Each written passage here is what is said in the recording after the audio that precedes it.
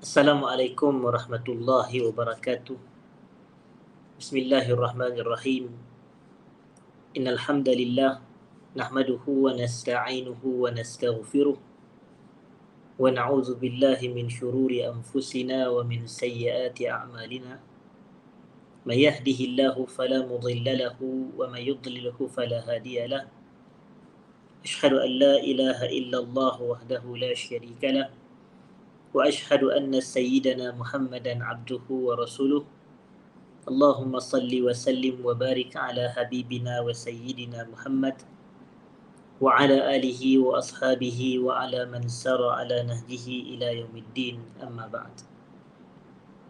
Yang saya hormati seluruh jawatan kuasa pengurusan Yayasan Ta'lim, seterusnya hadirin dan hadirat, para penonton, para pencinta ilmu yang dirahmati Allah sekalian. Pertamanya kita panjatkan syukur kepada Allah Subhanahu wa Ta'ala kerana pada pagi ini kita dapat bersama sekali lagi berkumpul bagi kita mengikuti majlis pengajian yang kita lakukan secara 2 bulanan pada setiap hari Sabtu minggu yang kedua dan juga minggu yang keempat daripada setiap bulan, menggunakan kitab Ma'alim fi Tariqi Talabil Ilm. Ma'alim fi Tariqi Talabil Ilm, yang mana terjemahannya adalah petunjuk sepanjang perjalanan menuntut ilmu. Petunjuk sepanjang perjalanan menuntut ilmu. Dan kita punya majlis pada 2 minggu yang lepas, kita berada pada perbahasan kata-kata daripada penulis kitab, Hafizahullah Ta'ala, yang mana beliau menyatakan, ثم أذكر لك شيئا من الأمثلة على همة بعض العلماء لعلها أن تجهز هممنا وتزكي نفوسنا. Kemudian aku nak sebutkan, kata penulis kitab, beberapa contoh-contoh berkenaan dengan kesungguhan dan semangat para ulama. Mudah-mudahan kisah ini, contoh-contoh ini dapat menajamkan, mengasah semangat kita serta membersihkan jiwa-jiwa kita. Dan kita telah sebutkan begitu banyak contoh-contoh sehinggalah perbahasan kita berhenti pada contoh yang ke-19, kepada contoh yang ke-19. Jadi pada hari ini kita nak memasuki contoh yang ke-20, iaitu berkenaan dengan kepribadian individu yang bernama Sa'id ibnu Abdul Aziz. Sa'id ibnu Abdul Aziz. Qala, beliau berkata, sebagaimana yang dinukilkan oleh Al-Imam Az-Zahabi dalam kitabnya Siyaru A'lamin Nubala, kuntu ajlisu bil ghadawat ila ibni Abi Malik wa ujalisu ba'da az-zuhri Ismail ibn Ubaidillah wa ba'da al-'asri makhula. Dia kata Sa'id bin Abdul Aziz ni, beliau berkata, pada waktu pagi aku bermajlis dengan Ibnu Abi Malik, iaitu seorang ulama juga. Pada waktu pagi dia bermajlis dengan Ibnu Abdul Malik, Ibnu Abi Malik. Selepas zuhur dia bermajlis pula dengan Ismail bin Ubaidillah, dan selepas asar beliau bermajlis pula dengan seorang ulama terkenal dari kalangan tabi'in, namanya Makhul. Jadi di sini gambaran yang kita boleh pelajari daripada semangat mereka ini, maknanya pagi dia berada dengan ulama, lepas zuhur bermajlis dengan ulama, lepas asar bermajlis dengan para ulama. Dan majlis para ulama ni teras perbahasannya adalah ilmu. Maknanya pagi, zuhur, selepas asar, majlisnya dipenuhkan dengan ilmu. Jadi inilah dianya para ulama, kehidupan para ulama. Itu contoh yang ke-20. Lalu kata penulis kitab, fakullu waqtuhu mashghulun bit-talabi wat-tahsil. Seluruh waktunya digunakan untuk menuntut ilmu dan mendapatkan ilmu. Jadi dikatakan di sini, apa nama,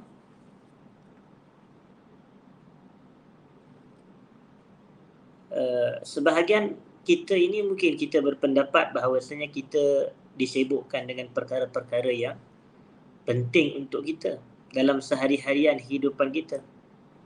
Tapi kalau kita cek balik, maka kita akan dapati bahawasanya dalam seharian hidup kita ni, berapa saat sahaja atau berapa tempoh sahajakah waktu yang kita peruntukkan untuk menuntut ilmu. Yang ini menunjukkan bahawasanya kita sebenarnya tidak banyak menuntut ilmu dalam seharian hidup kita ini.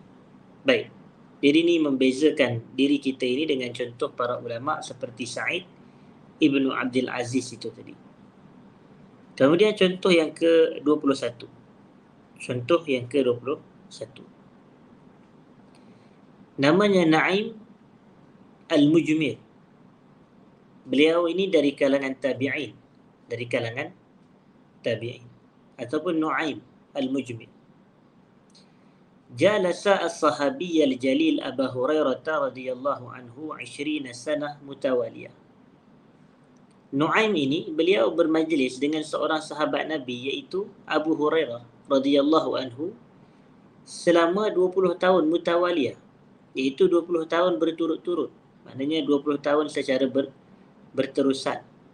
Fa asbaha min akhassi talamizihi, dan Nu'aim ini ia termasuk dalam kalangan anak murid yang paling rapat dengan Abu Hurairah. Jadi di sini menunjukkan bahawasanya sikap para ulama kita dahulu adalah melazimi guru. Melazimi guru. Dan melazimi guru ni adalah salah satu faktor terpenting untuk kita mendapat ilmu. Sebagaimana kata Al-Imam Syafi'i dalam syairnya yang masyhur itu, "Akhi, lan tanala al-ilma illa bisittatin. Sa'umbika an tafsiliha bibayanin. Zaka'un wa hirsun wa ijtihadun wa bulghatun wa suhbatu ustazin wa tulu zaman." Saudaraku, kata Al-Imam Syafi'i, lan tanala al-ilma illa bisittah. Kamu tidak akan dapat memperoleh ilmu, menghasilkan ilmu kecuali dengan 6 perkara. Aku akan menjelaskan ke-6 perkara ini dengan terperinci. Yang pertamanya, kamu kena ada kebijaksanaan. Zakat, kecerdikan, kebijaksanaan. Wahirs, kamu kena ada semangat. Wajtihad, kamu kena ada kesungguhan, kena ada mujahadah. Wabulghah, kamu kena ada bekalan yang mencukupi. Wasuhbatu ustaz, kamu kena ada berdamping dengan para ulama, iaitu berdamping dengan guru. Watulu zaman, dan kamu kena ada masa yang panjang. Jadi bila kita cukup 6 ciri ini, barulah kita boleh mendapatkan ilmu. Jadi ini adalah isyarat. Sebagai contoh Nu'aim Al-Mujmir ini, beliau berdamping dengan gurunya Abu Hurairah yang merupakan salah seorang daripada sahabat Nabi sallallahu alaihi wasallam selama 20 tahun lamanya. Selama 20 tahun lamanya.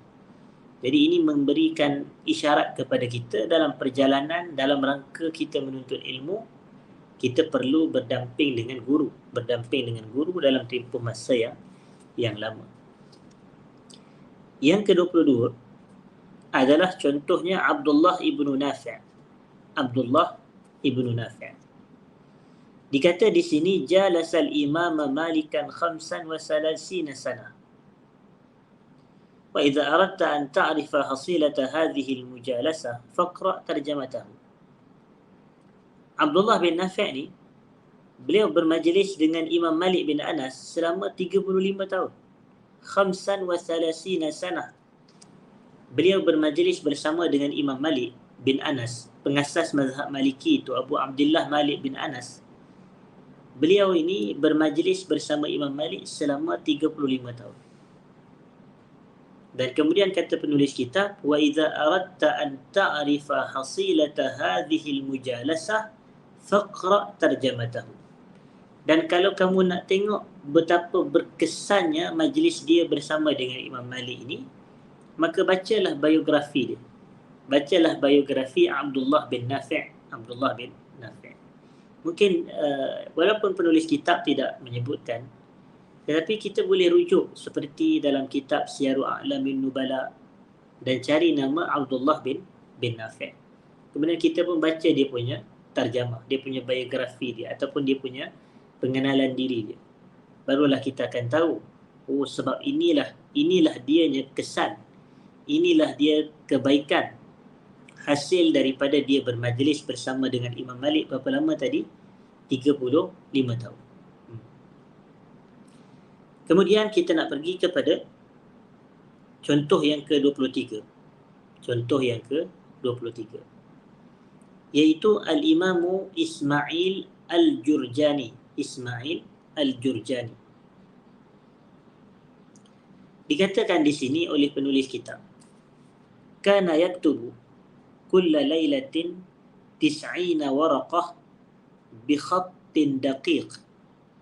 أي أنه كان متأنيا في الكتابة. قال الذهبي هذا يمكنه أن يكتب صحيح مسلم في أسبوع. Ismail Al-Jurjani ini setiap malam beliau menulis sebanyak 90 helaian kertas, 90 waraqah, 90 helaian kertas bi khattin daqiq, iaitu dengan penulisan yang begitu detail. Daqiq ni terperinci, begitu halus. Dan makna begitu halus tu diterjemah oleh penulis kitab, dia kata annahu kana muta'anniyan fil kitabah. Dia ini dalam penulisan dia tulis dengan sifat ta'anni, iaitu sifat tenang. Dia tidak gapah-gapah, tidak laju-laju, tidak cepat-cepat, tapi dia menulis dengan penulisan yang tenang. Jadi ini dalam satu malam 90 helaian kertas. 90 helaian kertas. Kemudian penulis kitab menukilkan pandangan Al-Imam Az-Zahabi apabila mencerita tentang Ismail Al-Jurjani ini. Apa kata Az-Zahabi rahmatullah alaih?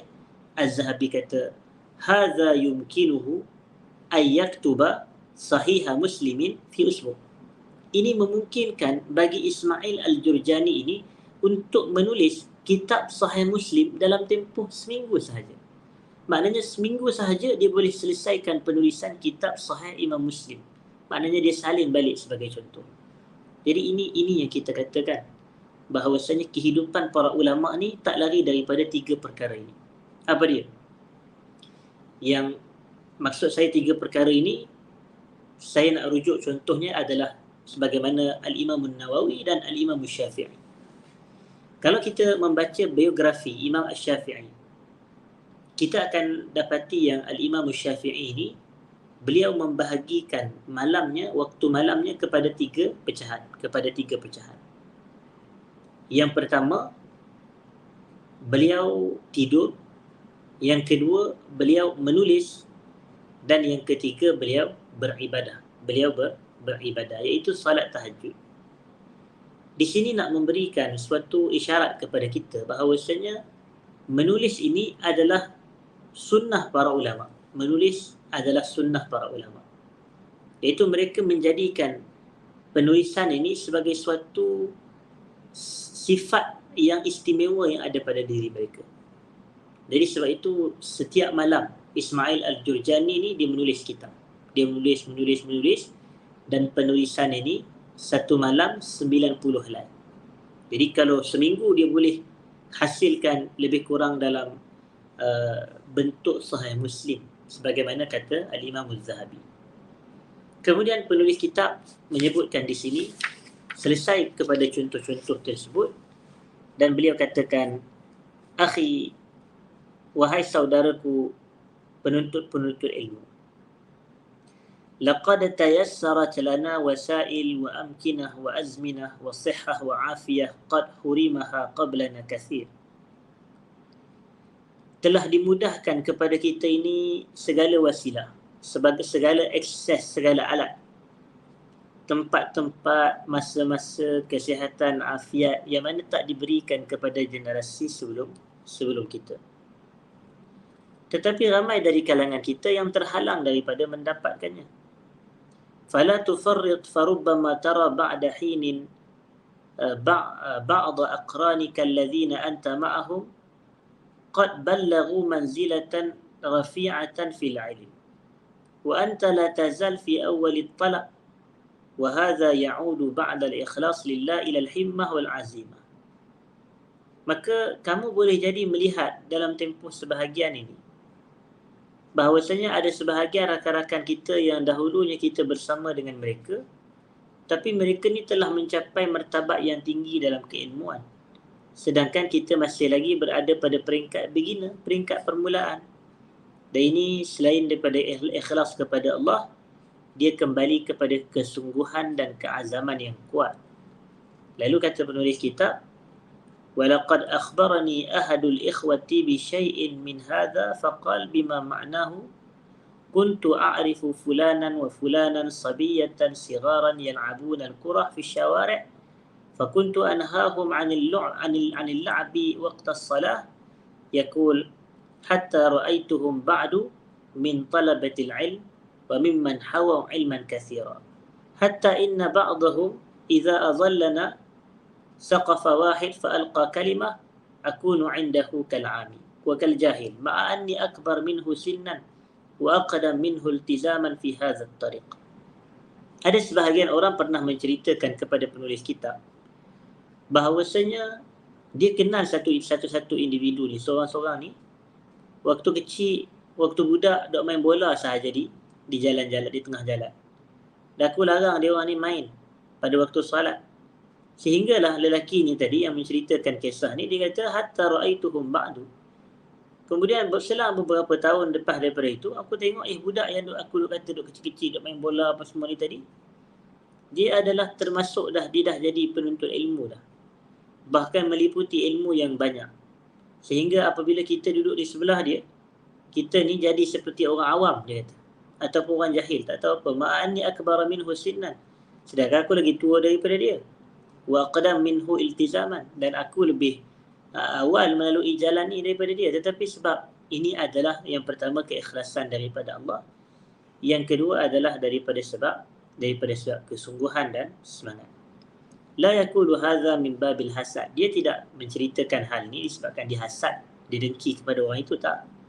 Tetapi walakin min babil ghibtah, akan tetapi ia adalah daripada bab ribtah. Dan ribtah ni adalah kita melihat kelebihan, kenikmatan yang ada pada seseorang dan kita tidak mahu kelebihan tu hilang daripada dia, tak, kita nak ia kekal. Ini berbeza dengan hasad. Hasad dia nak orang tu punya nikmat tu hilang. Tapi ribtah ni dia nak nikmat tu kekal kepada orang tu, cuma dia rasa dia kalau boleh dia nak jadi macam orang itu, ataupun dia nak jadi lebih baik daripada orang tu. Macam contoh, dia tengok ada seseorang itu, dia ni kaya. Jadi dia tengok kawan ni kaya, tapi dia tidak inginkan kekayaan tu ditarik balik, nikmat tu dihilangkan daripada orang tersebut. Cuma dia nak kalau boleh aku pun nak jadi macam dia atau aku lebih daripada dia. Yang ni tidak ada masalah. Yang ni dinamakan sebagai ribtah. Kemudian wa bikulli hal ma ahsanu ma ruwiya 'an al-Imam Malik rahimahullahu ta'ala bi anna al-'ilma la ya'ti bil warasa wala bin nasab wala bil hasab walakinnahu manhun ilahiyyah wa 'ataya rabbaniyah yatafaddalu Allah biha 'ala man syaa'a min 'ibadihi aw kama warada anhu rahimahullahu ta'ala. Dia kata alangkah baiknya kata-kata daripada Imam Malik bahawasanya ilmu ni tak diwarisi. Maknanya ilmu ni tidak diperolehi dengan pewarisan. Harta betul dimiliki dengan contohnya dengan warisan. Wala bin nasab, ilmu ni tak boleh dimiliki dengan nasab keturunan. Kalau bapa ulama tak semesti anak jadi ulama. Begitu. Wala bil hasab, ilmu ni tak boleh dimiliki ataupun dengan jawatan, dengan kedudukan, dengan pangkat. Walakinnahu manhun ilahiyatun wa ataya rabbaniyah. Akan tetapi ilmu ini adalah kurniaan Allah dan pemberian daripada Allah. Sebab itu kalau kita teliti macam mana kita tahu ilmu tu adalah pemberian dan kurniaan Allah, cuba kita tengok contohnya Allah kata yarfa'illahu allazina amanu minkum wallazina utul ilma darajah. Allah mengangkat darjat orang yang beriman dari kalangan kamu serta Allah mengangkat darjat golongan yang diberikan ilmu. Begitu. Allah tak kata yarfa'illahu alladhina amanu minkum wallazina alimu sebagai contoh. Tapi Allah kata yarfa'illahu alladhina amanu minkum wallazina utul ilma, dan golongan yang diberikan ilmu. Maknanya ilmu itu diberi, ilmu itu dikurniakan. Siapa yang memberi, siapa yang mengkurniakan ilmu? Allah. Jadi Allah yang memberikan ilmu. Jadi sebab itu kita berdoa dengan doa Rabbi zidni ilman, Rabbi zidni ilman. Ya Allah, kau tambahkanlah ilmu kepadaku. Atau sebagaimana zikir harian kita, Allahumma inni as'aluka ilman nafi'a wa rizqan tayyiba wa amalan mutaqabbala. Ya Allah, aku meminta kepadamu ilmu yang bermanfaat, rezeki yang baik serta amalan yang diterima. Fahidhari hidhar min ihtiqari dzat, maka jauhilah kita daripada kita menganggap lekeh tentang diri kita. Wahidhar hidhar min dukhuli dha'f wal khawr ila nufus, dan jauhilah kita daripada kita ini rasa lemah dan malas dalam diri kita. Allah fil ikhlas wa tashmir an sa'idil jid listighlali ma nastati' min al-thawani wa al-daqa'iq fi al-tahsil sawa'an sama'an aw qira'atan aw huduran, dan hendaklah kita ini ikhlas dan bersungguh kita ini dalam menguatkan semangat kita, memanfaatkan apa yang kita mampu daripada detik dan masa yang kita ada dalam proses menuntut ilmu, sama ada masa itu digunakan untuk mendengar, membaca atau menghadiri majlis ilmu. Wa anta tastati' walillahil hamd an tusakhkhira nafsaka fi talabil ilm, kamu mampu untuk kamu mengerahkan diri kamu menuntut ilmu. Fahadhihi alwasail mutawaffirah, sesungguhnya wasilah-wasilah ini telah terbentang luas, telah tersedia untuk kita. Fal halaqat kathirah, halaqah-halaqah ilmu banyak. Wal kutub kathirah, kitab banyak. Wal ashritah as-sam'iyyah kathirah, kaset-kaset untuk kita dengar banyak. Wal bilad allati tadummu lafifan min tullabil ilm wal masyayikh fatahu sudurahum qabla buyutihim fala tufarriq fi hadhihi al-umur wastaghil ma tastati' wa satara annaka tasdadu ilman bifadlillah ta'ala. Negara-negara banyak yang menerima tentang para penuntut ilmu, dan mereka membuka dada-dada mereka, para ulama ini, untuk kita belajar daripada mereka. Jangan sesekali kita meremehkan segala perkara ini. Manfaatkan apa yang kita mampu, nescaya kita akan dapat melihat pertambahan ilmu dalam diri kita dan pribadi kita dengan kurniaan daripada Allah Subhanahu wa ta'ala. Baik, selesai perbahasan tersebut. Kemudian kita nak beralih pula kepada apa yang disebutkan di sini. Talibul ilmi wal hasad. Talibul ilmi wal hasad. Ini satu topik yang baru. Penuntut ilmu dan sifat hasad. Penuntut ilmu dan sifat hasad. Dalam bahasa kita ini, hasad merujuk kepada dengki.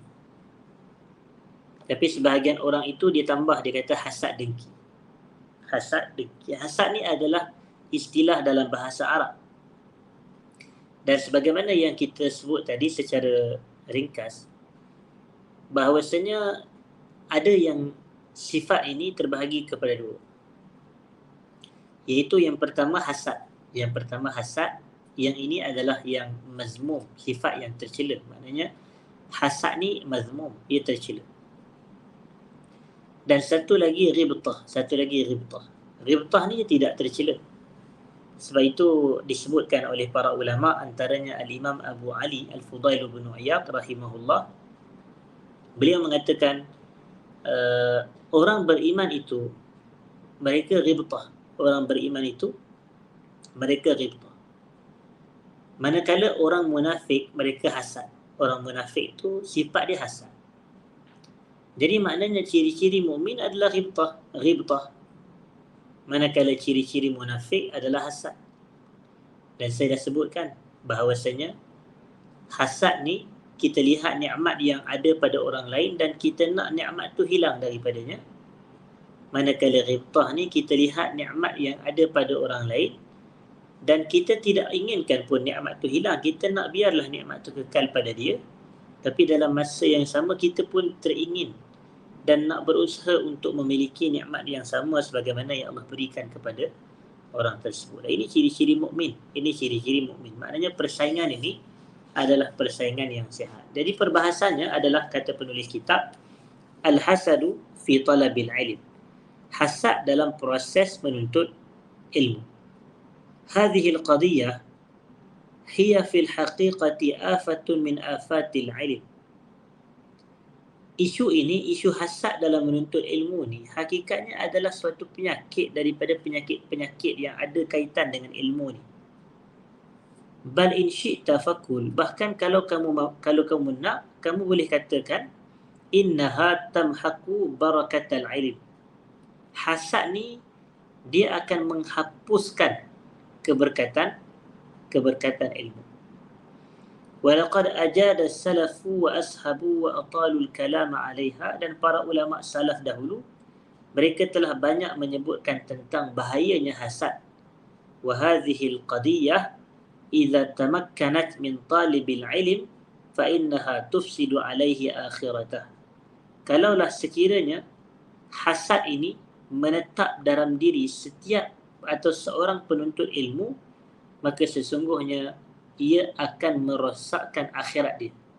Maknanya sifat ni kalau ada bagi setiap penuntut ilmu atau siapa sahaja penuntut ilmu, maka ia akan merosakkan akhirat seseorang itu. Wa kullama kana mutawaghilan fiha kana ad-dararul 'aidu 'alaihi a'zam wa akbar. Kalau dia berterusan dalam sifat hasad ini, maka mudarat yang kembali kepada dirinya itu jauh lebih besar dan jauh lebih berat. Jadi dikatakan di sini wahiya tunaghisu ala talibil ilmi talabahu lil ilm wa tu'akkiru alayhi hifdhahu wa hudurahu wa isti'abahu lima yasma' min al ilm.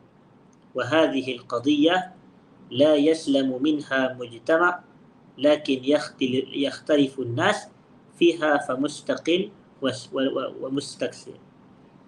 Maknanya sifat hasad ni akan menyebabkan keburukan kepada para penuntut ilmu dari sudut hafalan dia, dari sudut kehadirannya, dan dari sudut penguasaannya terhadap apa yang dia dengar daripada ilmu. Dan isu ini tak ada siapa pun yang selamat daripadanya, iaitu hasad ni tak ada siapa yang selamat daripadanya. Cuma manusia berbeza sama ada dia banyak ataupun dia sedikit dari sudut sifat hasad. Jadi disebabkan dia ni bahaya, maka kata penulis kitab fala budda ayyutala al-kalamu anha li khuturatiha. Maka tidak kita panjangkan perbicaraan berkenaan dengan isu ini, isu hasad dalam menuntut ilmu ni, disebabkan ia bahaya. Fal hasadu fi talabil ilmi khassah bainal aqran yufsidu ala talabil ilmi tariqahu fi talab. Hasad dalam menuntut ilmu secara khususnya di antara rakan-rakan sebaya yang menuntut sama dengan kita, ini akan merosakkan proses pencarian menuntut ilmu. Jalan tu dah rosak. Wa jurmul hasid, dan dosa orang yang melakukan hasad, qad nassallahu alaihi fi kitabih, Allah telah menaskan berkenaannya dalam Quran. Wahadzara minhu an-nabiy sallallahu alaihi wasallam, dan Nabi SAW telah memberi amaran dan ancaman kepada kita tentang buruknya hasad ni. Fakulluna yaqra qaula Allah Ta'ala, dan semua kita membaca firman Allah Subhanahu wa Ta'ala, wa min syarri hasidin iza hasad, kita mohon perlindungan Allah daripada kejahatan orang yang hasad apabila dia hasad. Wa naqra'u qaula Allah Ta'ala, dan kita juga membaca firman Allah Subhanahu wa Ta'ala, am yasuduna an-nas ala ma atahumullahu min fadlih, apakah mereka hasad kepada manusia atas apa yang Allah kurniakan kepada manusia tersebut daripada rezeki. Faqad atayna ala Ibrahim al-kitab wa hikmah wa atainahum mulkan azima, sesungguhnya kami telah berikan kepada ahli keluarga Nabi Ibrahim itu kitab dan hikmah, dan kami berikan kepada mereka itu kekuasaan yang begitu besar, Jadi Allah kata, apakah patut mereka hasad kepada golongan yang Allah berikan nikmat kepada mereka? Jadi ini dalam maqam yang zam, maqam yang celaan. Wa taqra'u qawla Nabi sallallahu alaihi wasallam, dan kamu juga membaca sabda Nabi sallallahu alaihi wasallam, la tahasadu, jangan saling hasad dengki. Wa qawla Nabi sallallahu alaihi wasallam, la hasada illa fi isnatain, dan kamu juga membaca hadis Nabi sallallahu alaihi wasallam, tidak ada hasad kecuali pada dua orang sahaja. Dan hasad dalam hadis tidak ada hasad kecuali pada dua orang itu bukanlah hasad yang dibenarkan. Tak, hasad di situ merujuk kepada ghibtah, merujuk kepada ghibtah. Kerana hasad ni kesemuanya adalah tidak baik. Walil hasadi asbab, hasad ni mempunyai beberapa sebab. Wa fil waqti nafsu huwa da lahu dawa, dalam masa yang sama ia adalah penyakit yang mempunyai ubat. Ia adalah penyakit yang mempunyai ubat. Wa'lam anna hadzal amra idza kana li nafsika hazzun minhu fahidhar an tuhmilahu aw an tatahawana bih. Ketahuilah sekiranya penyakit ini, iaitu hasad ini, ada dalam diri kamu, maka berhati-hatilah daripada kamu mengabaikannya atau kamu mengambil mudah akannya. Li'annahu kazzar'i yanmu kullama suqi. Kerana hasad ni kalau dia dalam diri kita ini, dia seperti tanaman yang bila disiram, ia akan berkembang. Lagi disiram, dia akan berkembang. Dia akan disiram, dia ibarat begitu. Jadi kata penulis kitab, وَيَزْدَادُ أَمْرُهُ كُلَّمَا غَفَلَ عَنْهُ صَاحِبُهُ وَلَمْ يُحَاوِلُ جَاهِدًا أَيَّبْتَرَهُ أَوْ يَقْطَعَهُ الْبَتَّةَ عَنْ نَفْسِهِ. Dan ia akan bertambah setiap kali pemiliknya, itu setiap kali orang yang ada perasaan hasad tu, dia tidak berusaha bersungguh-sungguh untuk mencantasnya atau memotongnya daripada dirinya. Maksudnya dia tidak ada usaha langsung untuk dia membuang sifat hasad tu daripada dirinya, maka dia akan dikhawatiri akan lebih kuat, lebih bercambah gitu. Wa adawatul hasad ashaddu ta'assulan fi an-nafsi min adawati ghairil hasad. Permusuhan yang terhasil disebabkan hasad ni lebih berat, lebih dahsyat daripada permusuhan yang berlaku selain daripada hasad. Kemudian kata penulis kitab, qala Syekhul Islam Ibn Taymiyah berkata, walihadza yuqal, oleh itu dikatakan, ada pendapat yang sebut, ma khala jasad min hasad walakinnal karim yukhfihi wal la'im yubdi. Tidak sunyi satu-satu jasad daripada hasad. Maknanya setiap orang tu takkan terselamat daripada sifat hasad ni. Cuma dia kata wal karim yukhfi walakinnal karim yukhfi. Orang yang mulia, orang yang mempunyai kepribadian yang mulia, mereka akan menyembunyikan perasaan ni. Wal la'im yubdi, manakala golongan yang hina, dia akan menzahirkan perasaan hasad. Dia akan zahirkan perasaan hasad. Wal insanu dha'ifut taba' ta'tarihi afatun katsira. Setiap manusia ni dia akan didatangi oleh penyakit-penyakit yang banyak. Wa min hadhihi al-afat, antara penyakit ini adalah afatul hasad, iaitu penyakit hasad dengki. Wa bi khassah bainal aqran, lebih-lebih lagi dengan rakan-rakan kita yang sebaya dengan kita. Wa bi khassah fi talabatil ilm, lebih-lebih lagi berkaitan dengan para penuntut ilmu. Wa azkuru, aku nak sebutkan di sini, kata penulis kitab, anna az-Zahabi rahimahullahu ta'ala qala, al-Imam az-Zahabi berkata, ma khala mujtama' min at-taghayyur wa at-tahassud. Tidak sunyi sesebuah masyarakat itu daripada sifat saling hasad ni, daripada perbezaan, percanggahan dan juga sifat hasad dengki. Illa ma kana fi janibil anbiya'i war rusul alaihi wassalam, kecuali dalam kalangan kelompok para nabi lah, mereka itu sahaja yang selamat daripada sifat hasad. Wal hasidu law fakkara qalilan fi amrihi lara'a annahu ya'taridu ala qada'illahi wa qadari. Orang yang hasad ni, kalaulah dia berfikir sedikit berkenaan dengan perangai dia duk dengki kepada orang lain tu, dia akan mendapati yang dirinya sekarang ini sebenarnya dia sedang membantah qada dan qadar Allah. Dia tengok orang tu kaya, jadi dia rasa dengki dengan orang kaya, padahal itulah takdir Allah kepada orang tu, dan dia nak nikmat tu hilang pula daripada orang tu. Dia katalah seolah kau bagilah dia miskin daripada, padahal dia tengah kaya. Jadi ni seakan kita ni sebenarnya seolah bermusuhan dengan ketetapan dan ketentuan daripada Allah Subhanahu wa taala. Hinama an'ama ala 'abdihi bi ni'mah, iaitu apabila Allah Taala yang memberi nikmat kepada hamba-Nya, fa hadzal hasid bi lisanil hal, dan si penghasad ini, orang yang hasad dengki ni, dengan lisanul hal dia, dengan tindak tanduk dia, bal waqad yakunu bi lisanil maqal, boleh jadi dengan lidah dia sendiri, ya'taridu ala in'amillahi ala 'abdihi fulan, dia seolah dia membantah nikmat yang Allah berikan kepada hamba-Nya si fulan itu tadi. Kerana kalau dia tidak berbantah, kalau dia tidak bantah, mesti dia tidak akan dengki, mesti dia akan berturut bergembira dengan apa yang Allah Ta'ala kurniakan kepada orang tersebut. Begitu. Kemudian kata penulis kitab, wa hadhihi al-afah, penyakit ini, tazidul qalb qaswah, dia akan menambahkan keresahan ataupun kerosakan pada hati kita. Wa tazilul 'abd bu'dan an tawakhil khair, dan dia akan menjauhkan seseorang itu daripada kebaikan. Walau annana fatahna babal munasahati ala masra'i wa talabna an-nasihah min aqranina wa min ikhwanina lakufina syarra tilkal afah.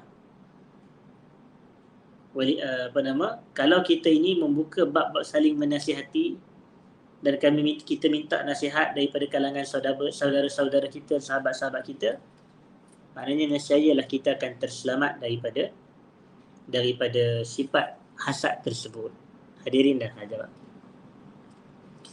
Kemudian kita nak sebut berkenaan dengan alamatul hasid, ciri-ciri atau petanda-petanda orang yang hasad.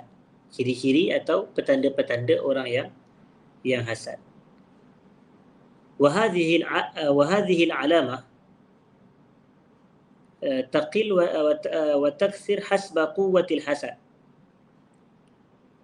Petanda-petanda ini boleh jadi banyak dan sedikit, boleh jadi sedikit dan banyak mengikut kekuatan hasad tu. Lalu kata penulis kitab, wa azkuru syai'an min hadhihi al-alamat, dan aku nak sebutkan sedikit daripada tanda-tanda ini.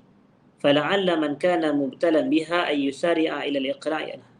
Boleh jadi mereka yang diuji dengan penyakit hasad ini bersegera untuk menghilangkannya ataupun membuangnya. Dan aku ringkaskan petanda-petanda ini ala ma yata'allaq bi talabatil ilm. Penulis sebutkan tanda-tanda hasad secara ringkas yang berhubung kait dengan para penuntut ilmu. Walaqad afadha al-ulama'u fil kalami an afatil hasad.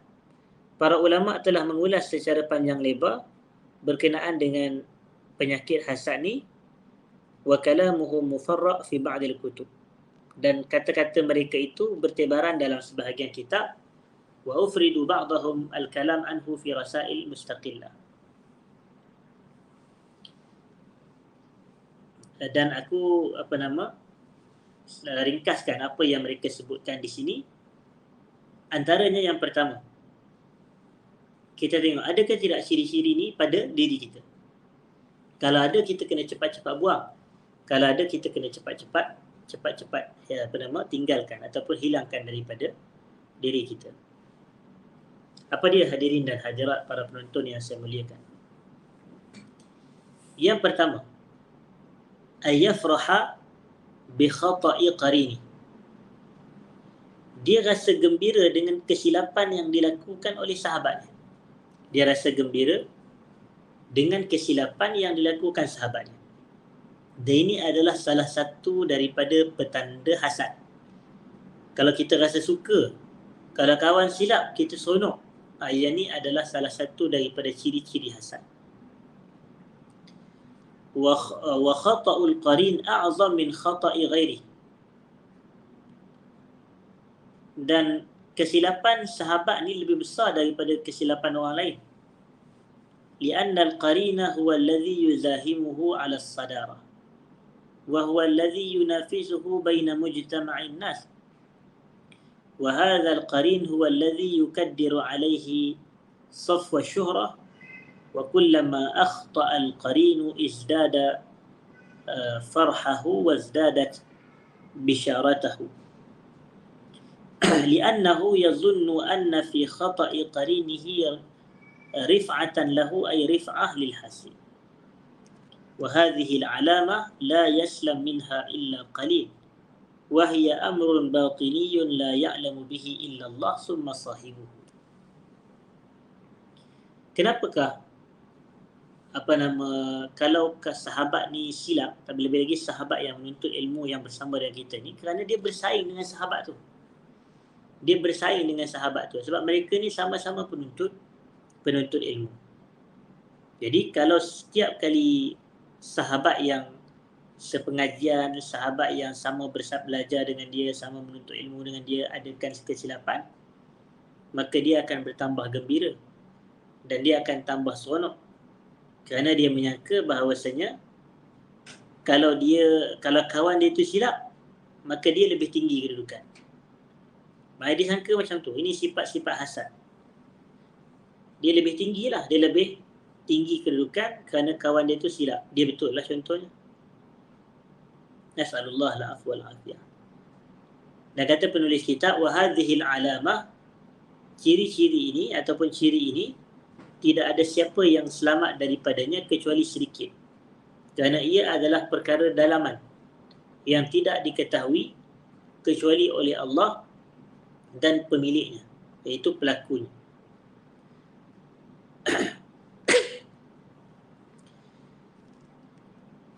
Sekiranya ia adalah satu ciri yang ada pada diri salah seorang dari kalangan kita, falyusari' ila al-iqla'i anha, bersegeralah dia menghilangkannya. Wa ila taubati ila Allah minha, dan bersegeralah dia bertaubat kepada Allah daripadanya. Itu yang pertama. Yang kedua, ay yafraha bi ghiyabi qarinih atau bi'adami hudurihi fi amrin yunazi'uhu fih atau yuqasimuhu fih. Dia bergembira dengan ketidakhadiran sahabat dia. Yang tadi dia bergembira dengan kesalahan yang dilakukan oleh sahabat dia. Kalau kesilapan yang dilakukan oleh sahabat dia, dia suka. Tapi yang ini dia bergembira apabila sahabat dia itu tidak hadir. Tidak ada. Tidak ada itu contohnya kalau dia hadir dalam majlis ilmu, dia akan rasa seronok kawan dia itu tak ada. Maknanya nanti dia akan jadi lebih lah. Dia akan dapat ilmu yang diajarkan. Tapi kawan dia itu tidak dapat sebab dia tidak hadir. Begitulah dia punya yang cuba disampaikan.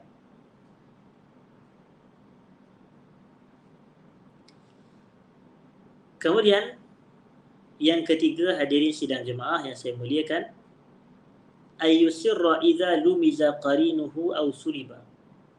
Antara petanda-petanda hasad adalah seseorang itu dia bergembira apabila sahabat dia itu dimaki dan dicaci. Dia akan rasa seronok kalau sahabat dia itu dimaki atau dicaci. Wa yajidu fi qalbihi rahah nafsiyah, dan dia rasa seronok. Dia rasa senang kalau sahabat dia itu dicaci maki sebagai contoh. Maknanya bukanlah sahabat dia. Maknanya qarin. Qarin di sini adalah orang yang sebaya dengan dia ataupun satu level dengan dia. Dia cukup suka kalau orang tu dimaki. Ini adalah petanda-petanda hasad yang ada pada diri seseorang.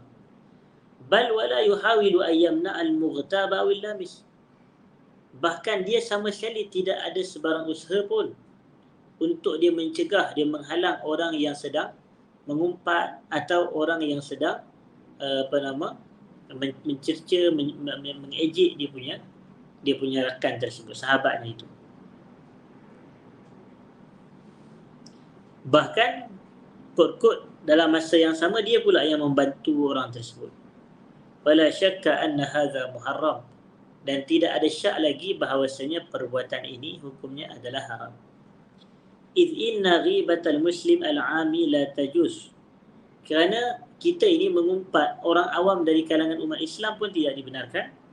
Fadlan an ayyakuna taliba ilmin naf'uhu muta'addin ila ghairi. Apatah lagi Yang kita empat tu adalah penuntut ilmu, yang mana manfaat dia itu kembali kepada orang lain.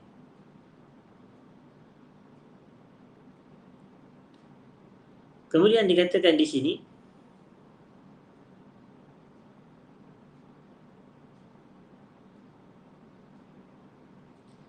ayyu'arrida biqarinihi idza su'ila anhu. Dia kata faqad ya'ti ila talibil ilm al-hasid mubtadi'un fi talab aw sa'ilun min sawadin nas yas'al. Dia kata boleh jadi datang kepada seorang penuntut ilmu, tapi penuntut ilmu ni yang hasad.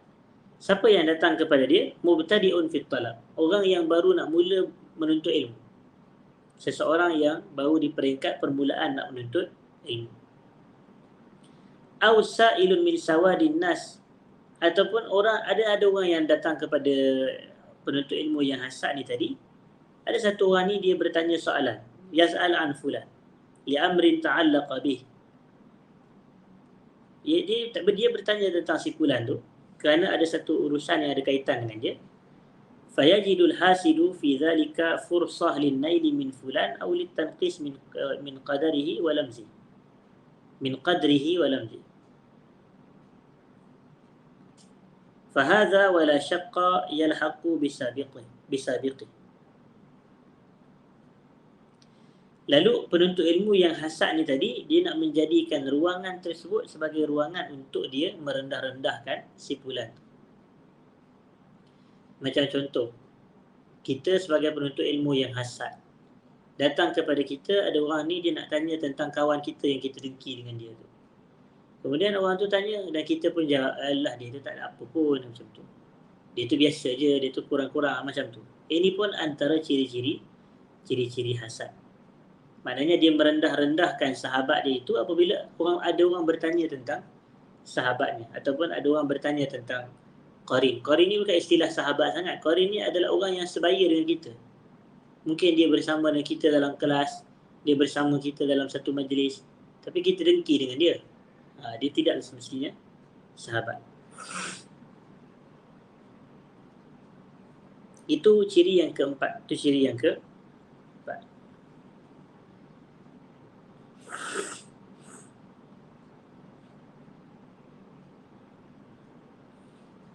Kemudian kita nak lihat kepada ciri yang kelima. Ayyajida harajan fi nafsihi wa tadayuqan idza wujjiha su'alun ila ghairi aw tuliba min qarinihi al-kalam bihudul. Antara ciri-ciri seseorang itu hasad adalah dia mendapati dalam dirinya rasa tak selesa dan rasa sempit apabila soalan ditanyakan kepada orang lain, bukan kepada dia. Lebih-lebih lagi kalau soalan tu ditanyakan kepada individu yang dia dengki tu. Dia rasa macam sangat-sangat tak selesa, dia rasa macam tak boleh, begitu, cannot go. Au tuliba min qarinihi al-kalam bihuduri, ataupun diminta oleh orang yang dia dengki tu, ataupun diminta kepada orang yang dia dengki tu untuk bercakap, memberikan ucapan perkongsian, sedangkan dia ada dalam majlis tu. Dia rasa kalau macam dia tak suka dengan seseorang ni, tiba-tiba orang tu diberikan peluang bercakap dalam majlis. Dia rasa macam tak suka lah. Dia kata di sini, faqad yajtami'u qarinan aw salasatu aqran fi majlis. Boleh jadi berhimpunnya dua orang qarin, dua orang yang bersahabat ni, ataupun tiga orang yang sebaya ni, fayutlab min ahadihim ayatakallam. Diminta salah seorang dari kalangan mereka tu untuk bercakap. Au yuwajjahu ilaihi su'al, ataupun dihadapkan soalan kepada dia, ditujukan soalan kepada dia. Fatajidu anna zalikal hasid, kamu akan mendapati yang orang yang dengki tadi, yusibuhu harajun syadidun fi nafsi. Dia rasa ketidakselesaan yang begitu kuat dalam diri dia. Wa yatasanna' fi izhari adami ta'assur, dan dia cuba buat yang dia seolah tak terkesan pun. Lianna tawjih as-su'ali li dhalika al-qarin bi'ainih min a'zami al-masa'ib ala dhalika ar-rajul. kerana ditujukan, dihadapkan soalan kepada orang yang didengki itu adalah antara musibah yang paling besar lah kepada orang yang dengki ni. Walau annahu tadhakkar, kalaulah si fulan ni dia berfikir, dia ingat, anna dhalika fadlun min Allah yu'tihi man yasha, bahawasanya apa yang Allah kurniakan kepada orang yang didengki itu adalah rezeki daripada Allah yang Allah berikan kepada siapa sahaja yang dia kehendaki. Wa anna tawjiha su'ali lahu la yadullu ala fadlihi alaihi mutlaqa lahana al-amr ala nafsi. Kalaulah dia tahu bahawasanya kalau soalan ditanyakan kepada kawan yang didengki itu tak semestinya orang tu lebih baik daripada dia, tak. Tapi dia masalah, dia akan, sebab orang yang hasad ni dia akan ingat apa je yang berlaku akan seolah-olah benda tu satu merendah-rendahkan dia. Jadi dia akan rasa tidak selesa, dia akan rasa tak puas hati, dia akan rasa macam begitu. Kemudian antara ciri-ciri hasad lagi adalah, hadirin sidang jemaah,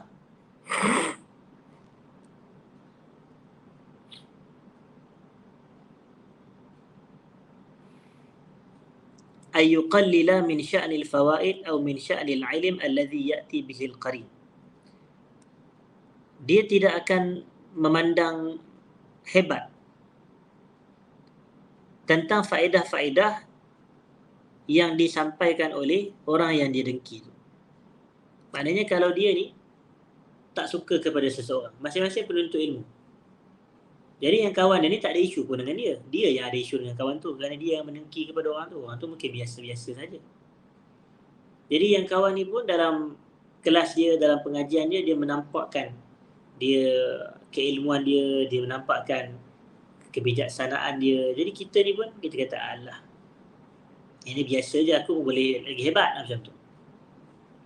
Ataupun dia kata, ya ni 10 tahun dulu aku dah pernah dengar begitu. Dia pada hari dia sebenarnya dia memang dia sengaja, kalau apa je yang datang daripada orang tu dia akan yuqallil, dia akan anggap benda ni biasa sahaja, dia akan anggap benda ni simple sahaja.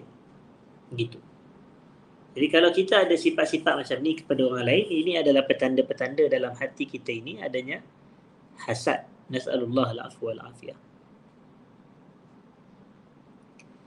Faqad yabhasu man fihi hasadun an mas'alatin aw an jawab li ishkal. Wa yuqallibu as-safahat wal mujalladat wa la yu'ziru ala jawabin li tilka al-mas'alah.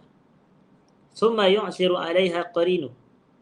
Fa idza balaghahu anna qarinahu 'athara 'alayha hawwana min amriha.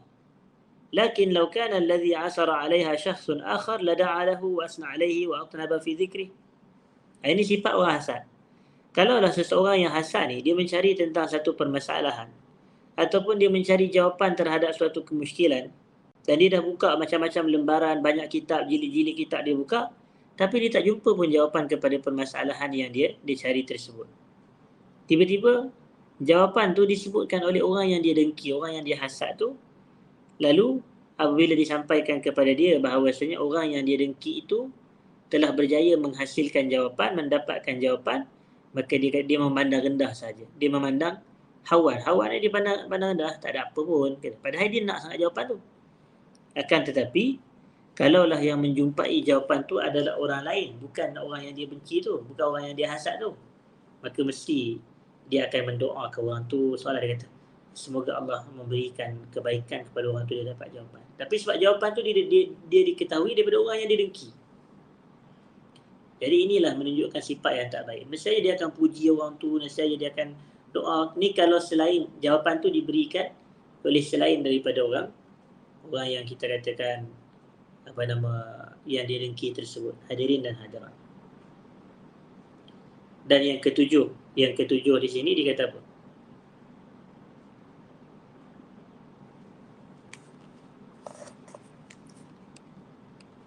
Ayyuhawila takhti'atu kalami qarinihi idza takallam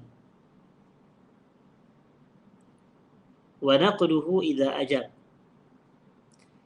Antara petanda-petanda atau ciri-ciri hasad yang ada pada diri seseorang adalah dia berusaha untuk menyalahkan setiap perkataan yang dituturkan oleh orang yang didengki tersebut.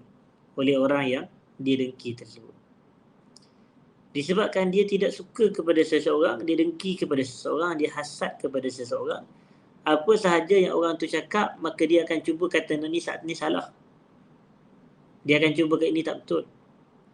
Ini tak tepat ni. Begitu. Ataupun apa sahaja yang orang tu cakap, apa je yang orang tu jawab, dia akan kritik.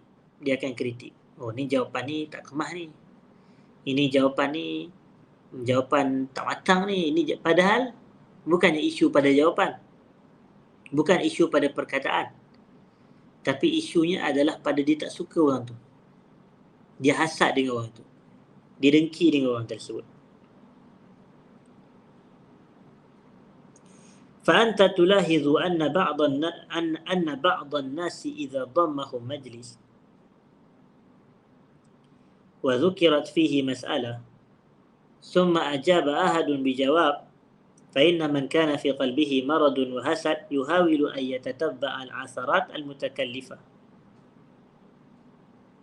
ataupun المتكلفة بل يختلق خطأ في جوابه أو يحاول أن يصرف كلامه عن ظاهره.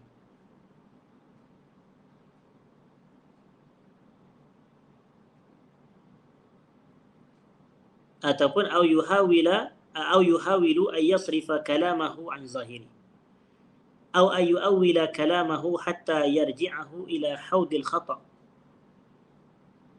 وهذا لا شك من المرض. Kamu akan mendapati bahawasanya sebahagian manusia ini, apabila mereka berada dalam satu majlis yang sama, kemudian disebutkan satu permasalahan dalam majlis tersebut, dan ada seorang yang menjawab permasalahan itu, sesungguhnya mereka yang dalam hatinya ada penyakit dan ada hasad, dia akan cuba untuk menjadikan isu dia akan cuba untuk yakhtaliqu khata' fi jawabi, untuk mereka-reka jawapan tu salah, jawapan orang tu tadi salah, atau dia akan cuba nak memalingkan perkataan tu berbeza daripada apa yang zahir, zahir, ataupun dia cuba nak takwilkan kata-kata orang tu sehingga seolah kata-kata orang tu memang salah, padahal tak ada isu pun. Isunya bukan pada perkataan yang dia ucapkan, isunya pada orang yang berkata tu. Dia dengki dengan orang tu, dia hasad pada orang tu. Lalu kata penulis kitab, wa hadza la shakk min al-marad. Ini tidak ada keraguan lagi bahawasanya ia adalah antara penyakit yang ada pada diri seseorang itu. Nas'alullah al-afwa wal-afiyah. Kemudian disebutkan di sini, hadirin sidang jemaah, berkenaan dengan petanda yang ke-8, ciri-ciri yang ke-8 bagi seseorang yang memiliki sifat hasad. Apa dia? Adamu azwil fadli ilaih. Tidak kita kembalikan kelebihan tu kepada orang tersebut. Wa adamu azwil faidati ilaih. Dan dia tidak mengembalikan faedah yang dia dapati kepada orang tersebut. Macam contoh, dia baca kitab. Kitab tu mungkinlah ditulis oleh orang yang sebaya dengan dia, orang yang sezaman dengan dia. Kemudian dia tengok, banyak pandangan-pandangan yang begitu menarik yang dijumpa dalam kitab tu. Pandangan yang dia tak pernah dengar pun sebelum ni. Pandangan-pandangan yang menakjubkan, pandangan-pandangan yang hebat. Tapi dia tak suka kepada orang ini. Kemudian dia pun dalam perkongsian dia diceritakan pandangan ni. Dia quote apa yang ada dalam kitab kawan yang dia tak suka tu, tapi dia tak nisbah pun, dia tak kata pun, faedah ini saya perolehi daripada buku ni ditulis oleh sekian-sekian. Kalau disebut macam tu, itu adalah antara ciri-ciri yang paling hebat yang ada pada dia. Kerana dia menisbahkan sesuatu faedah tu kepada sumber, walaupun orang tu dia tak suka. Tapi kalau dia tak sebut, seolah-olah dia memberi waham, seolah-olah dia memberi sangkaan bahawa segala faedah yang dia sampaikan tu adalah daripada kajian dia sendiri. Padahal hakikatnya tidak. Padahal hakikatnya dia ambil daripada buku orang tu. Tapi dia tak nisbah pun kebaikan kepada orang tu, dia tak nisbah pun faedah kepada orang tu kerana dia hasad kepada orang tu. Jadi dia tidak nisbahkan kebaikan kepada orang tersebut. Begitu. Jadi dikata di sini, faqad yabhasu ahadu talabatil ilmi an mas'alatin kama sabaqa anifan wa yat'abu fil bahsi wat tanqib anha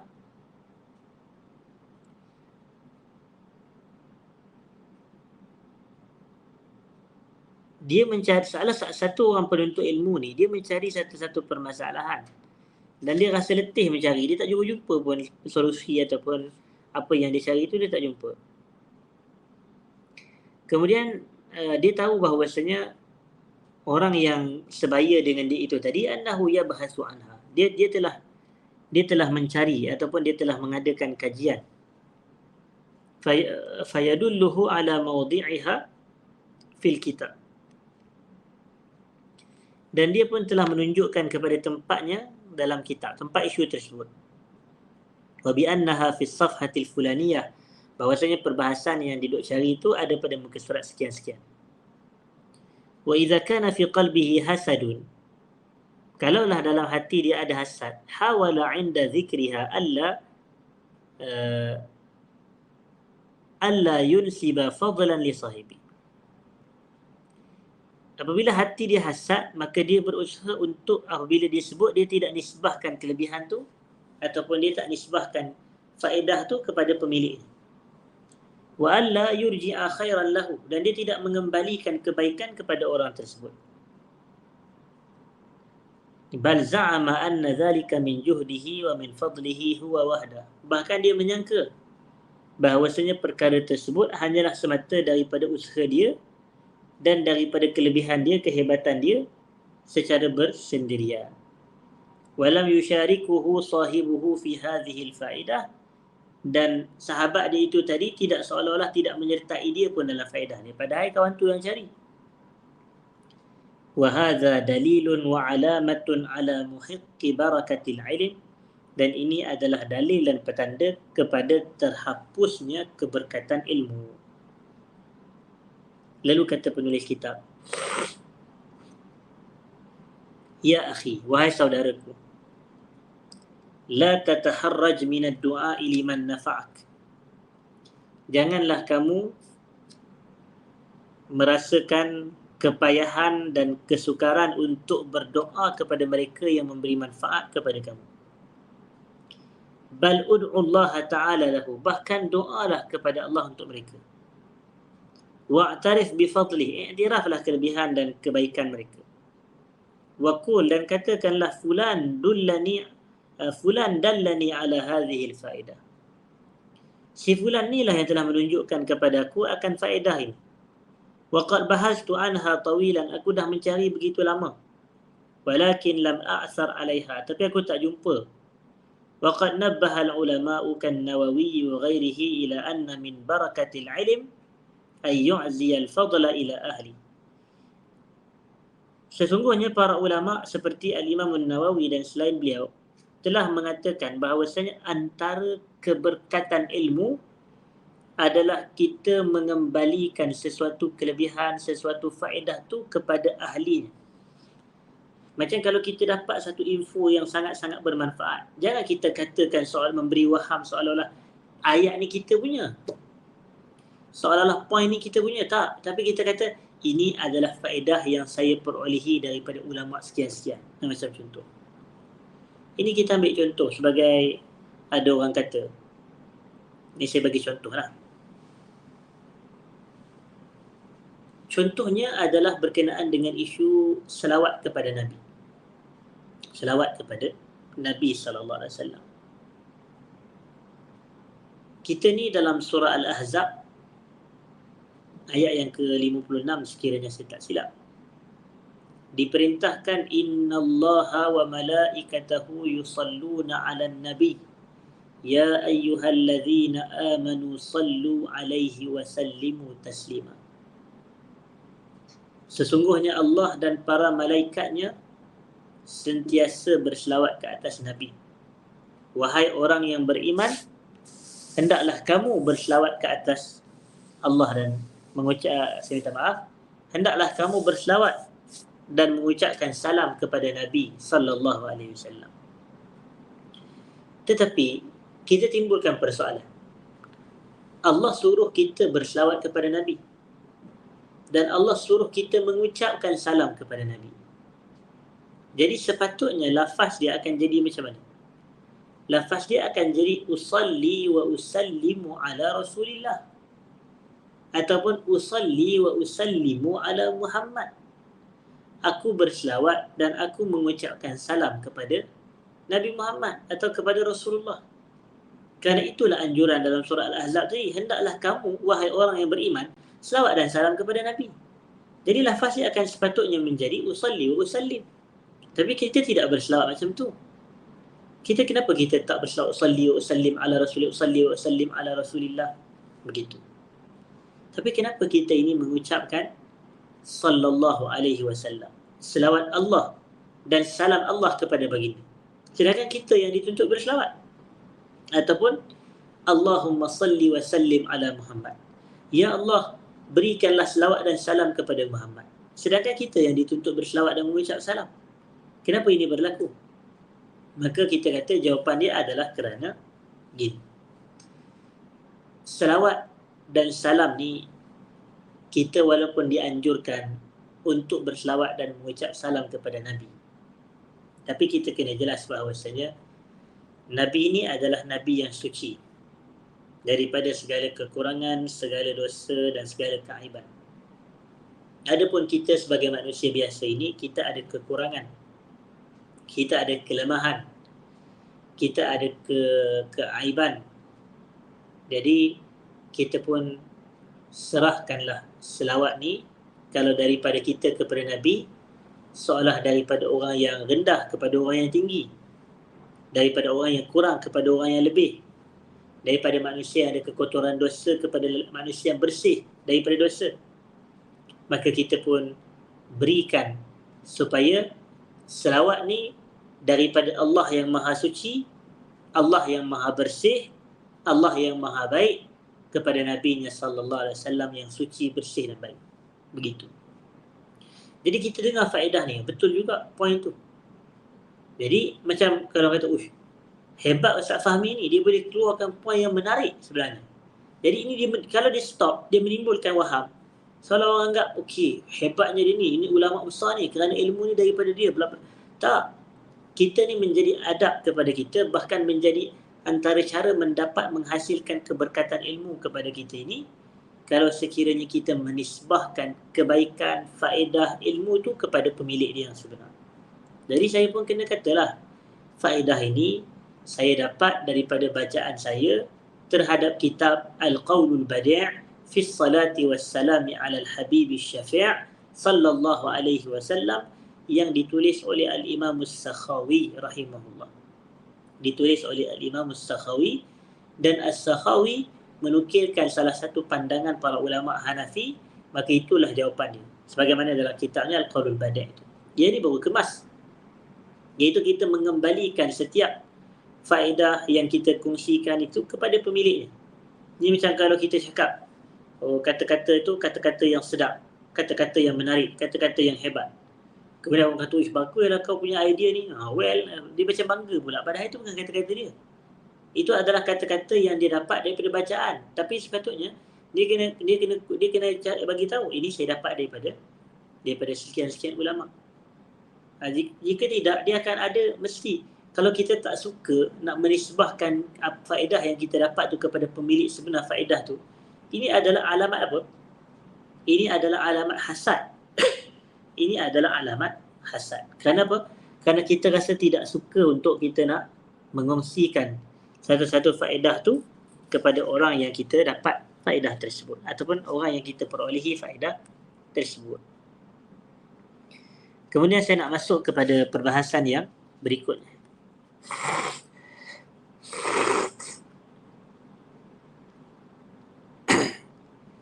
Dawa'ul hasadi bainal aqrani walladhi yanbaghi an yaf'ala man kana mubtala ataupun man kana mubtalan bi hadzal amr. Penyakit bagi hasad kepada aqran. Aqran ni itu rakan-rakan sebaya kita ataupun yang sepengajian dengan kita. Dan apakah yang perlu dilakukan bagi mereka yang diuji dengan penyakit hasad. Penulis kitab mengatakan hadzal amru khatirun ala talibil ilm. Hasad ni bahaya kepada penuntut ilmu. Wa kullama tahawana fihi tamakkana min nafsihi wa ta'assala 'indah. Wal fuqaha yaqulun ad-daf'u ashal min ar-rafa'. Maknanya mencegah lebih mudah daripada nak menghilangkan. Ini dalam bahasa Inggerisnya prevention is better than cure. Maknanya mencegah lebih baik daripada merawat. Bimakna maksud dia apa? Annahu qabla an yata'assala syai', sebelum sesuatu itu dah menjadi begitu kuat, wa yatamakkan fi nafsika, dan sebelum sesuatu itu menjadi barah dalam diri kita ini, irfa'hu, kena buang cepat-cepat. Li'annahu idza tamakkan wa ta'assal, kalau dia dah menjadi menetap dalam diri kita, fa inna rafa'ahu yas'ab alaik, nak menghilang, nak membuangnya itu susah. Wa ilaika ba'dul adwiyah li'ilajil hasad. Dan di sini aku nak sebutkan sebahagian daripada ubat untuk kita merawat hasad. Yang pertama adalah ad-du'a'u lil qarini bi zahril ghaib. Ad-du'a'u lil qarini bi zahril ghaib. Kita mendoakan orang yang sebaya dengan kita, sahabat-sahabat sepengajian kita ini, kita mendoakan secara zahrul ghaib. Zahrul ghaib ni maknanya berdoa tanpa pengetahuan mereka. Doa di belakang mereka lah, kita doakan kebaikan tanpa mereka tahu, tanpa mereka dengar. فَإِذَا أَصَابَ قَلْبَكَ شَيْءٌ مِنَ الْحَسَدِ عَلَى فُلَانٍ, apabila dalam diri kita ini telah dimasuki sedikit daripada sifat hasad terhadap seseorang, فَدُعُ اللَّهَ لَهُ بِالتَّوْفِيقِ وَالسَّدَادِ فِي أُمُورِهِ كُلِّهَا. Kau berdoalah kepada Allah agar Allah memberikan taufik dan ketepatan kepada dia dalam setiap urusan dia. فَإِنَّ الدُّعَاءَ يَحْدَثُ فِي النَّفْسِ عَجَبًا مِنْ تَغَيُّرِ الْحَالِ وَتَغَيُّرِ الشَّأْنِ. Kerana doa ni akan memberikan kesan yang menakjubkan pada diri kita dalam mengubah keadaan kita dan mengubah situasi perkara kita. وَمِنْ نَزْعِ الشَّهْنَاءِ وَالْغِلِّ وَالْحِقِّ وَفِي الْمُقَابِلِ يُلْقِي اللَّهَ لَكَ قَبُولًا فِي قَلْبِهِ. Maka dan dia akan juga menanggalkan perasaan dengki, perasaan rasa benci kepada seseorang kalau kita mendoakan kebaikan untuk dia. Dan sebagai balasan yang berlawanannya, Allah Ta'ala akan mencampakkan perasaan cinta kepada diri kita ini ke dalam diri seseorang yang kita doakan tersebut. Ada contoh, kita doakan orang tu yang kita macam tak apa suka kepada dia, tapi kita doa, ya Allah, kau berilah taufik kepada dia, kau berilah ketepatan kepada dia. Jadi benda ni dia akan mengurangkan perasaan dengki kita, perasaan hasad kita. Dan dalam masa yang sama, Allah campakkan kecintaan orang tu kepada kita. Allah akan campakkan perasaan suka, perasaan cinta kepada orang tu dalam diri kita. Dan yang terakhir sebelum saya tutup, hadirin dan hadirat, yang kedua, muhawalatu tahabbub lahu wa su'al an halihi wa hali ahli. Kita berusaha untuk mencintai dia dan bertanya tentang keadaan dia serta keadaan keluarga dia. Faminal mulahiz anna al-qarin kullama tahabbaba ila qarini. Seseorang itu apabila dia saling mengasihi kepada dia punya rakan dia ataupun orang yang satu baya dengan dia, fa innahu yazulu anhu min asy-syahna, maka dia akan hilang perasaan-perasaan benci itu, akan hilang. Biqadari ma yakunu min at-tahabbub, dengan kadar kasih sayang yang terbina. Fa kullama kana yaqtaribu minhu wa yukthir min tahabbubihi qallat asy-syahna hatta tatalasha. Setiap kali dia mendekatkan dirinya kepada orang tersebut, dia saling berkasih sayang dengan orang tersebut, maka akan kuranglah perasaan permusuhan dalam diri mereka. Wa qad yakunu min al-'asiri 'ala al-insani an yaqtariba ila qarini. Boleh jadi susah sebenarnya untuk kita dekat dan rapat dengan orang yang satu qarin ni. Wa ayatahabbaba ilaih, boleh jadi perkara ini perkara yang sukar. Tetapi walakin nudzakiruhu qawlahu,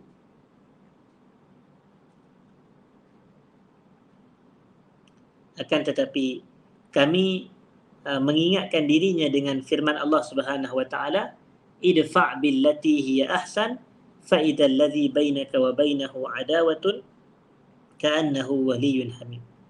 Maknanya balaslah dengan cara yang terbaik. Balaslah dengan cara yang terbaik. Lalu kata penulis kitab, wajahid nafsa, mujahadahlah diri kamu. Watrah libasal kibir wat ta'azum min nafsi. Kau buanglah pakaian-pakaian takbur, pakaian megah diri pada diri kamu tu. Wa tawadhu' ila akhik, kau tawadhu'lah kepada saudara kamu. Wa satara minhu ma la yakhtur ala bali, dan kau akan tengok, kau akan lihat, kau akan dapati respon balas daripada dia apa yang kau tidak terdetik kamu nak fikir. Maknanya kalau kita tawaduk pada seseorang, dia akan membalas kebaikan kepada kita dengan perkara yang kita tak mampu nak fikir. Kadang kita tak sangka pun dia akan bantu kita, dia akan tolong kita, dia akan mudahkan urusan kita. Jadi rupanya sebab kita tawaduk dengan dia, sebab kita menjaga hubungan persahabatan dengan dia, begitu hadirin dan hadirat. Jadi saya rasa memadai sekadar itu perbahasan kita pada pagi ini. InsyaAllah pada kuliah akan datang kita akan masuk berkenaan dengan cara-cara merawat penyakit hasad ni. Yang pertama kita dah sebutkan, kita mendoakan kebaikan kepada seseorang itu tanpa pengetahuan dia. Yang kedua, kita berusaha untuk menimbulkan perasaan cinta antara kita dengan dia dari sudut kita bertanyakan khabar dia, keadaan dia, keluarga dia, begitu. Kerana bila kuat perasaan cinta, maka akan jauh kebencian dan permusuhan. Jadi kalau kita rasa sayang kepada sahabat yang sama pengajian, belajar dengan kita ini, maka kita akan jauh daripada rasa benci dan dengki kepada dirinya. Dan yang ketiga, insyaAllah kita akan masuk pada kuliah akan datang. Saya minta maaf jika ada salah dan silap, terkasar bahasa sepanjang saya mengendalikan perkongsian kita pada pagi ini. Aqulu qawli hadha wa astaghfirullahal azim li wa lakum. Assalamualaikum warahmatullahi wabarakatuh.